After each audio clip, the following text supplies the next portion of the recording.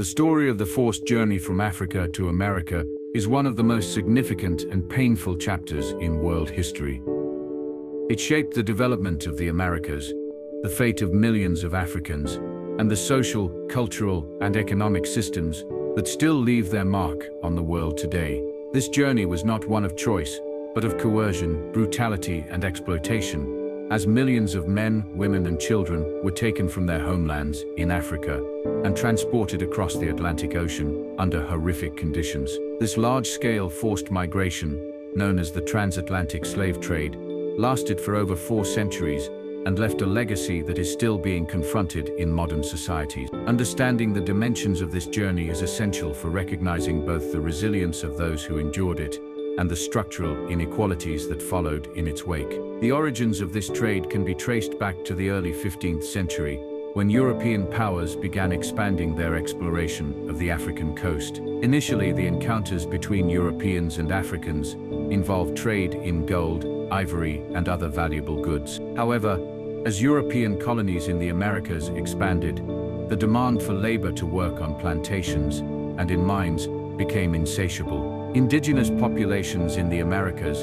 who were first enslaved, were devastated by disease, violence, and displacement. Europeans then turned to Africa, where existing practices of enslavement within some societies were exploited and expanded to meet their growing labor needs. The development of sugar plantations in the Caribbean, tobacco farms in the Chesapeake, rice fields in the Carolinas, and later cotton plantations in the Deep South created a system that relied heavily on a large, permanent, and enslaved labor force. Africans became the backbone of this system, and their forced removal from their homelands altered both African societies and the Americas forever. The capture of Africans was not a simple matter of Europeans storming into villages, as is sometimes imagined. In reality, many Africans were captured through local wars, raids, or were sold by rival groups and leaders seeking profit from the European demand. European traders established coastal forts and trading posts, where enslaved people were exchanged for goods such as firearms,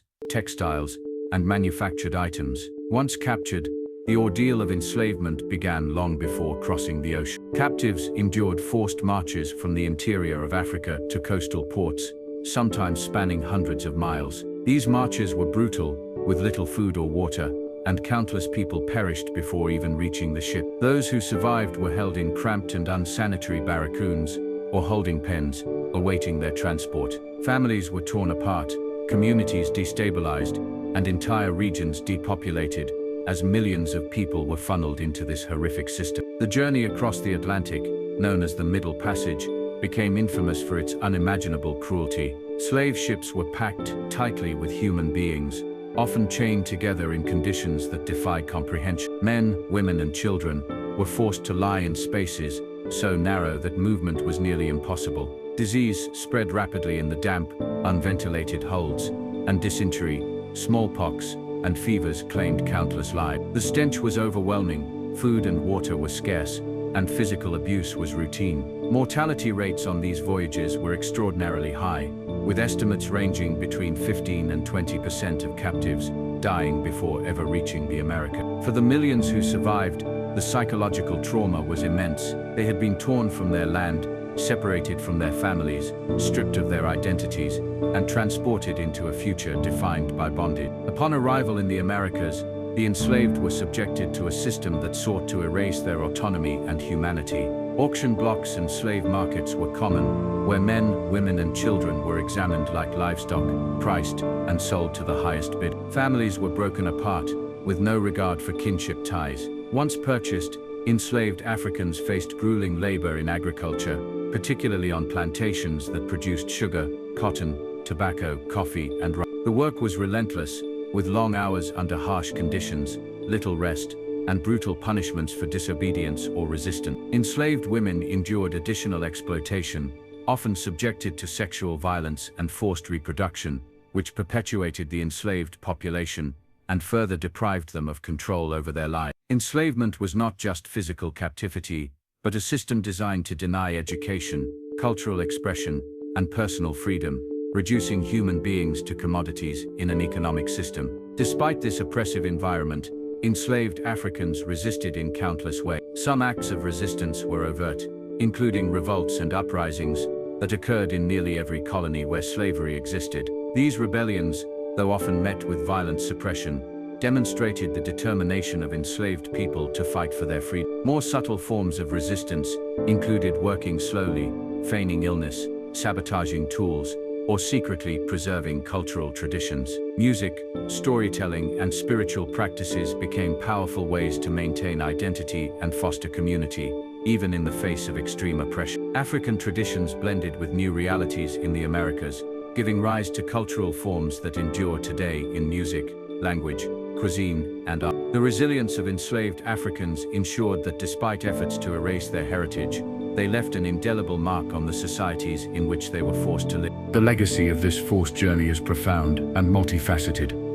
Economically, the labor of enslaved Africans fueled the growth of colonial economies, and later, the rise of European and American wealth. The profits from slavery and the slave trade were invested in industries, infrastructure, and financial institutions, laying the foundation for modern capitalism. Cities such as London, Liverpool, Boston, and New York prospered from their involvement in the trade, while plantation owners amassed fortunes at the expense of enslaved labor. The exploitation of African lives generated enormous wealth, yet the enslaved themselves saw none of it, remaining trapped in cycles of poverty and oppression. This imbalance of wealth accumulation continues to shape global inequalities today. Socially and politically, the institution of slavery entrenched racial hierarchies and ideologies that justified the subjugation of people of African descent. The development of race as a social construct became closely tied to slavery, with pseudo-scientific theories and legal codes establishing whiteness as superior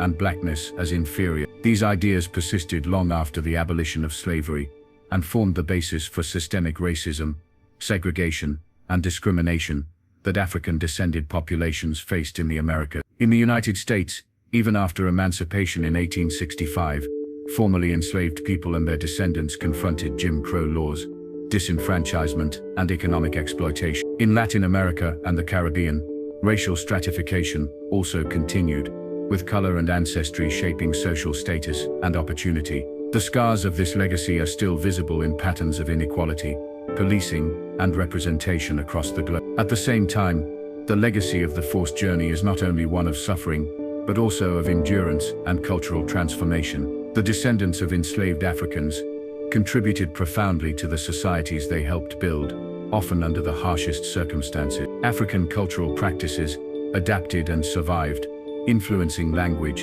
food, music, and religion. In the Americas, jazz, blues, reggae, samba, hip-hop, and countless other forms of music trace their roots to African rhythms and traditions brought across the Atlantic. African cuisines blended with local ingredients to create distinctive foodways. Storytelling traditions influenced literature, while African-derived spiritual practices took root in different forms throughout the diaspora. These contributions highlight the strength and creativity of those who endured the forced journey and their descendants who shaped new identities and communities in the Americas. The memory of this history is essential in the pursuit of justice and equality. Commemorating the lives lost during the Middle Passage, acknowledging the contributions of enslaved Africans, and confronting the long-term impacts of slavery are all vital for building more equitable societies. In recent decades, movements for reparations, memorialization, and educational reform have sought to address the deep historical wounds left by slavery. Institutions and nations are being challenged to reckon with their past involvement in the slave trade and to consider how the wealth generated from that exploitation has contributed to modern prosperity. At the same time, cultural recognition and pride in African heritage have grown within diasporic communities, reclaiming narratives that were long ignored or distorted. Ultimately, the forced journey from Africa to America is a story of both tragedy and resilience. It is a reminder of the depths of human cruelty, but also of the enduring capacity of people to survive, resist, and create meaning under unimaginable circumstances. The millions of Africans who were forcibly removed from their homelands carried with them traditions, knowledge, and spirit that could not be extinguished.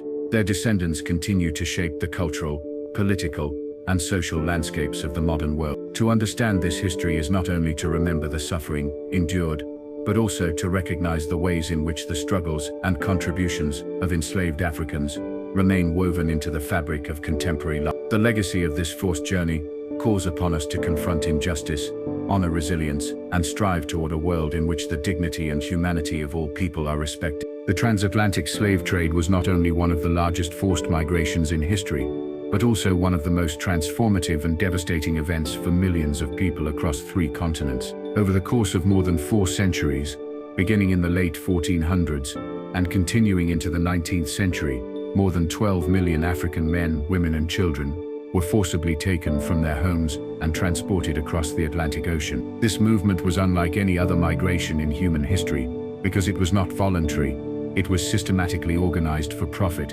and it was carried out under the most brutal conditions imaginable. The trade created massive demographic changes, stripping entire regions of Africa of a large portion of their population and fundamentally weakening many African societies. Communities were disrupted as young and able-bodied individuals, who were crucial to the stability and growth of their homelands, were removed in staggering numbers. Families were torn apart, traditions were interrupted, and generations of knowledge and culture were disrupted, leaving deep scars on African societies.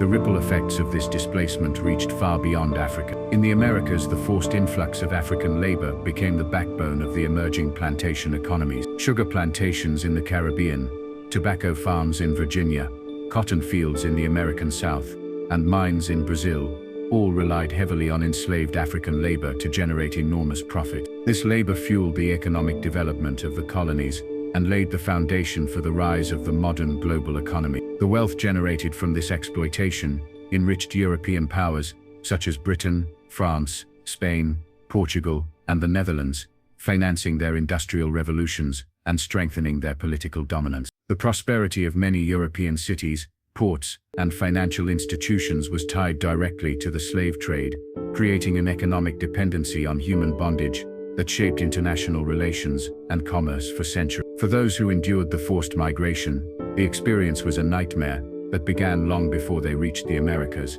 Captives often had to march hundreds of miles from the interior of Africa to coastal ports, shackled and guarded under harsh conditions. Once they reached the coast, they were imprisoned in barracoons or forts, where they awaited their transportation. From there they were loaded onto ships for the Middle Passage, the most infamous stage of the trade. The journey across the Atlantic could take weeks or months, during which captives were crammed into the holds of ships, chained together with little room to move. Disease, starvation, dehydration, and abuse led to staggering death rates, with as many as 1 in 5 captives perishing before reaching the Americas. Those who survived carried the physical and psychological scars of the ordeal for the rest of their lives. The Middle Passage stands as one of the darkest chapters in human history, where human beings were reduced to commodities and stripped of their dignity. The forced migration also reshaped cultural landscapes in profound ways. Although enslaved Africans were transported against their will, they carried with them traditions, languages, and cultural practices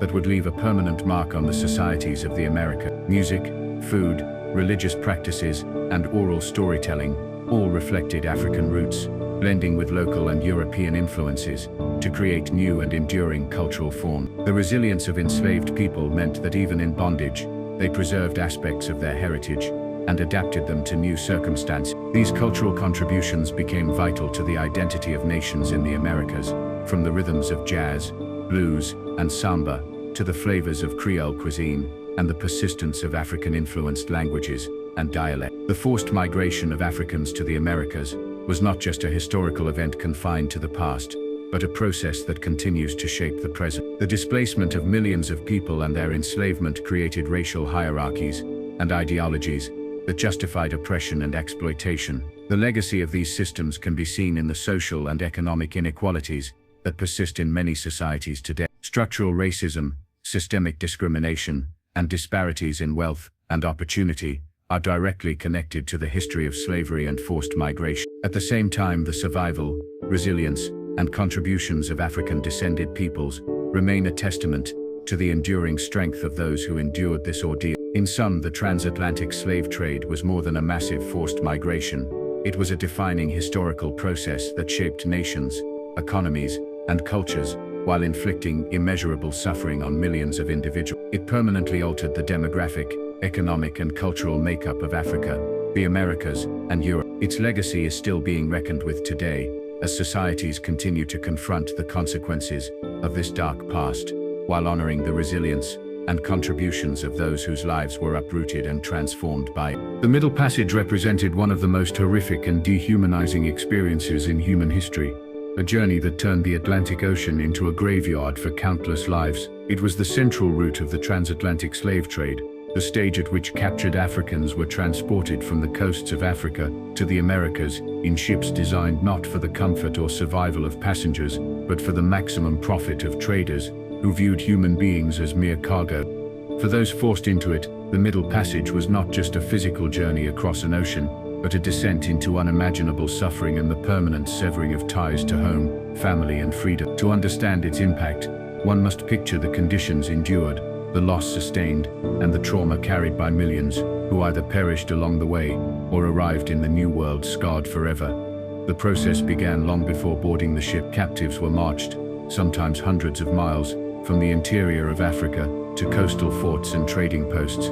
These forced marches were grueling, with little food or water, and many collapsed from exhaustion or died before reaching the shore. Once at the coast, captives were confined in dungeons or holding pens called barracoons, where they waited, sometimes for weeks or months, for the arrival of ships. They were crowded together in unsanitary conditions, surrounded by the cries of the sick and the smell of death, all while knowing that an uncertain and terrifying voyage awaited them. Already the process of dehumanization was underway, with individuals reduced to numbers, stripped of their names, families, and identities, and treated as commodities to be bought, sold, and shipped across the sea. When the ships arrived, captives were loaded into the holds with brutal efficiency. Traders sought to maximize profit by fitting as many bodies as possible into the available space.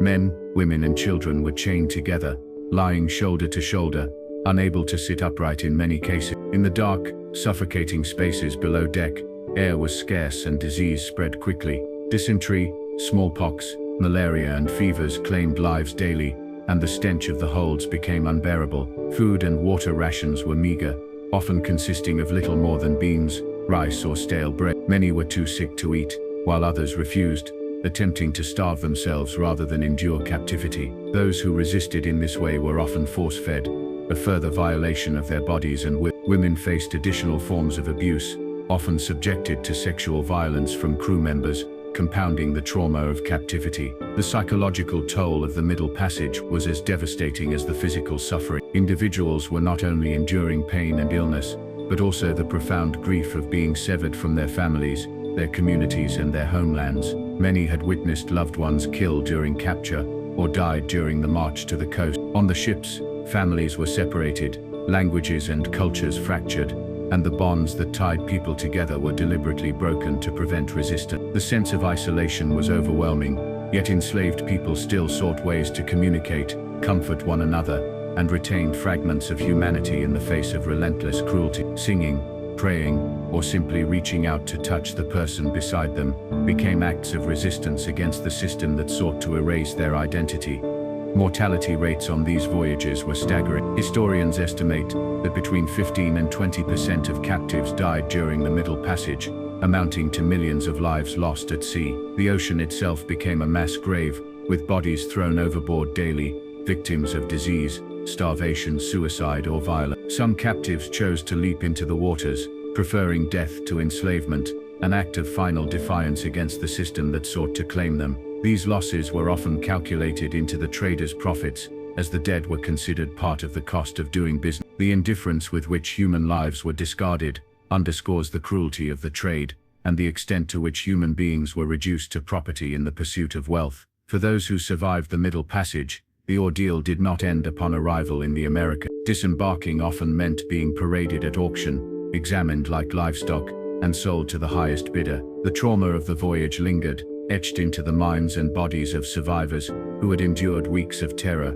abuse, and uncertainty. The Middle Passage thus became not only a geographic crossing, but also a symbolic threshold between freedom and enslavement, life as it had been, and life as it would become under bondage. It was the moment when millions lost their homeland forever, their languages, their kin, and the possibility of returning to the lives they once knew. The legacy of the Middle Passage continues to reverberate today. It is remembered as a defining symbol of the cruelty of the slave trade, and the immense suffering inflicted upon African people. The trauma carried by those who endured the journey shaped the lives of their descendants, influencing cultural memory, identity, and resilience in African diasporic community. The Middle Passage is central to understanding how the transatlantic slave trade not only exploited bodies for labor, but also attempted to break spirits and erase cultures. Yet despite this, enslaved Africans carried with them fragments of language, music, spirituality and traditions that survived and evolved in the Americas. This endurance stands as a testament to their strength in the face of unimaginable suffering. The Middle Passage was more than a chapter of transportation. It was a human catastrophe on an unimaginable scale. It represented the intersection of greed, exploitation, and cruelty, where profit outweighed humanity and millions suffered as a result. To study and remember it is to confront one of the darkest truths of human history, but also to honor the resilience of those who endured, resisted, and survived. Their suffering was immense, their losses incalculable, yet their legacy endures in the cultures, identities and histories of people of African descent around the world. The Middle Passage remains a stark reminder of the depths of human cruelty and the enduring strength of the human spirit. The economic foundations of the Americas and Europe were built in large part on the labor of enslaved Africans, whose forced work not only transformed local economies in the colonies, but also reshaped the global economy and laid the groundwork for modern capitalism. The transatlantic slave trade created a triangular system of exchange, connecting Europe, Africa, and the Americas in a cycle of exploitation. European merchants brought manufactured goods, such as textiles, firearms, and metal products to Africa, where they exchanged them for enslaved people. Those captives were then transported across the Atlantic to labor on plantations and in mines in the Americas. The raw goods produced through their labor, sugar, cotton, tobacco, coffee, and rice, were shipped back to Europe, where they fueled industries and provided immense profit. This cycle enriched European nations, established the Americas as crucial agricultural and resource colonies, and devastated African societies, creating one of the most unbalanced systems of wealth distribution in history. Plantation agriculture in particular became the cornerstone of this economic order. The introduction of sugar cultivation in the Caribbean and Brazil required vast amounts of labor, and enslaved Africans became the backbone of this industry. Sugar was an especially lucrative crop, often referred to as white gold, and European demand for it skyrocketed. The profits generated from sugar plantations financed not only the fortunes of individual planters, but also the growth of banks, shipping companies, and insurance firms in Europe. Tobacco production in Virginia and Maryland, rice in the Carolinas, and later cotton in the American South, followed a similar model, each heavily dependent on the labor of enslaved people. Cotton, in particular, became a key raw material of the Industrial Revolution, feeding textile factories in Britain and Europe. The global demand for cotton ensured that enslaved labor remained central to the economy of the United States until the mid-90s. The immense profits from this system were not limited to plantation owners. Entire industries grew out of the infrastructure required to sustain the slave trade and slavery itself. Shipbuilding thrived in ports such as Liverpool, Bristol, and Nantes, where vessels were constructed specifically for the transport of human cargo. Insurance companies expanded by providing coverage for slave ships and their human cargo, treating enslaved people as insurable property. Banks financed voyages and plantations, using enslaved labor as collateral for loans. The ripple effects were enormous, spreading wealth across Europe and North America in ways that extended far beyond the plantations themselves. In fact, many of the leading financial institutions and cities of Europe trace a significant portion of their early wealth to their involvement in the slave trade. This economic system also created profound disparity. While Europe and the Americas amassed wealth, African societies were destabilized, wars were fueled by the demand for captives, communities were depopulated, and economies were redirected away from development and toward supplying human beings as commodities. The loss of millions of people, many of them young and strong, deprived African societies of generations of potential laborers, innovators, and leaders. The extraction of human resources from Africa corresponded directly to the accumulation of material wealth in Europe and the Americas, creating an imbalance that still echoes in global inequalities today. The forced labor of enslaved Africans not only supported agricultural wealth, but also underpinned the growth of industrialization. The raw materials produced by enslaved people fueled Europe's factories and the profits from plantations provided capital investment for new industry. Cotton from the American South became indispensable to the British textile industry,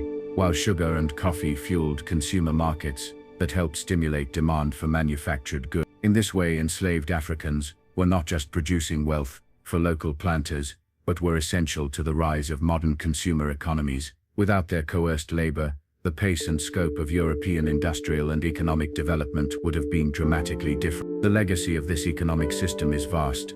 It shaped the distribution of wealth and power across the globe, with Europe and the Americas reaping long-lasting benefits, while Africa suffered deep losses. The racialized system of slavery created social hierarchies that reinforced economic exploitation, embedding inequality into the structures of emerging nations. Even after the abolition of slavery, the economic advantages gained by those who profited from enslaved labor did not disappear. The wealth generated was passed down through generations, invested in land, businesses, and institutions, creating intergenerational prosperity for some while leaving the descendants of the enslaved trapped in cycles of poverty and discrimination. In the United States, the economic power of slavery was so great that it became one of the central issues leading to the Civil War. Enslaved people were considered the most valuable asset in the nation, worth more collectively than all of the country's factories, railroads, and banks combined. Their forced labor was not a marginal feature of the economy, but its very foundation. Similarly, in the Caribbean and Brazil, the wealth of colonial societies depended almost entirely on plantation slavery. The economies of Europe in turn benefited from the cheap raw materials and the vast consumer markets that slavery made possible.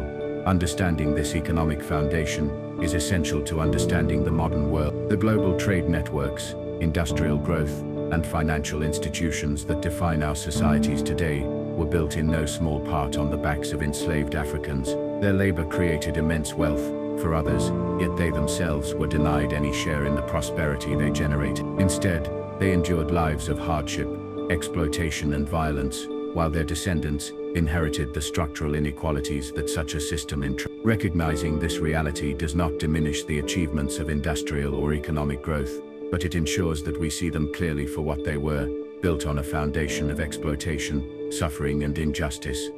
The economic legacy of slavery endures in visible and invisible ways. From the wealth of major institutions to the patterns of inequality across nations, the imprint of enslaved labor is undeniable. The contributions of millions of Africans who labored without choice and without reward are woven into the fabric of the modern economy. Their forced sacrifices shape the world we live in, and acknowledging this truth is vital to creating a more just and equitable future.